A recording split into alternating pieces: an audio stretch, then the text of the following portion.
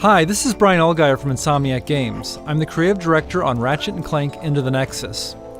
Into the Nexus is a return to the classic Ratchet & Clank style adventure and continues Ratchet's story arc from the Future series that included games like Tools of Destruction and A Crack in Time. Here's some footage from close to the beginning of the game. Ratchet and Clank have stowed away on an enemy ship and landed on planet Uruk, where they are in search of escaped convict Vendra Prague and her brother Neftin.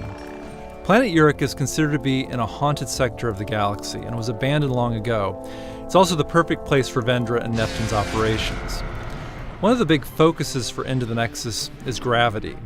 This is something that Ratchet games have explored with spherical worlds, and Into the Nexus goes further by incorporating gravity manipulation in both our weapons, gadgets, and a new game mode that I'll be showing in a little bit. Here Ratchet is using a gadget called the Grav Tether that allows him to create these gravity beams between targets. He can change their direction, create multiple beams, and use them to travel across bottomless chasms.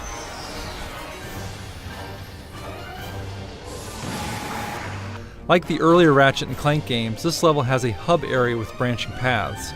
On the left path, Ratchet encounters some blade balls, which is a perfect situation for the Winterizer. This weapon delivers holiday cheer by firing out a stream of snowflakes, holiday tunes, and an Arctic blast that transforms enemies into snowmen. So now Ratchet is traveling further into an enemy outpost using his grav boots. Some might recall this enemy faction called Thugs for Less that were featured in Going Commando, the second Ratchet & Clank game on the PS2. When do we get to kill some? Stay frosty, thugs. The enemy could be anywhere. Alright, so these guys are just asking for it. So you can see these enemies have turned into their own unique version of snowmen. You can try the Winterizer on different enemies and each time get a different result. The weapon upgrades and will later drop holiday presents that give out health and ammo. In terms of gravity-based weapons, we have the Vortex Grenade, where you can fire out a vortex that sucks multiple enemies into the air, allowing Ratchet to pick them off or focus on other enemies. The Vortex Grenade is great for crowd control, and it upgrades to fire out multiple vortices.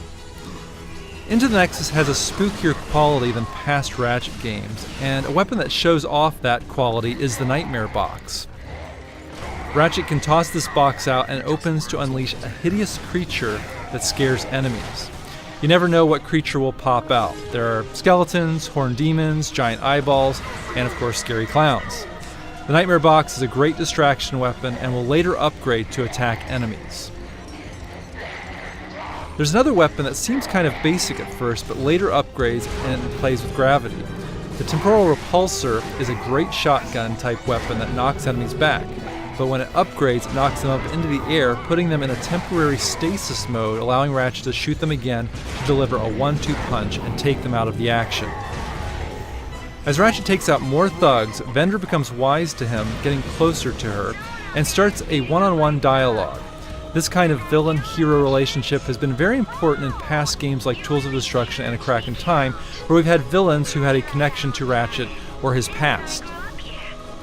In Nexus, Vendra is searching for her own kind, and this of course is in line with what Ratchet has been pursuing in past games where he's been trying to find his race, the Lombaxes. Vendra compares her quest with Ratchet's and believes the two of them are very much alike.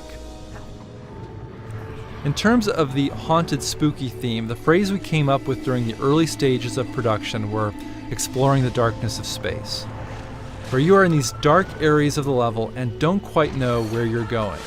In this section, we have these ghostly anomalies that have given the sector its haunted label. Ratchet and Clank later learn that these ghosts are creatures called Nethers who have escaped from another dimension. Clank gets an upgrade where he can travel into Nexus points that take him into the Nether dimension where he has full control of gravity. Clank can fall up, down, left and right, and manipulate gravity to move objects around and solve little action puzzles. Clank's goal is to lead another creature back to the Nexus point and bring him into the normal dimension where it becomes unstable and destroys a barrier that blocks Ratchet's path. So there's a slice of Ratchet & Clank Into the Nexus. We're very excited about creating this classic Ratchet & Clank story-driven adventure. It'll be available for disc and download this holiday season.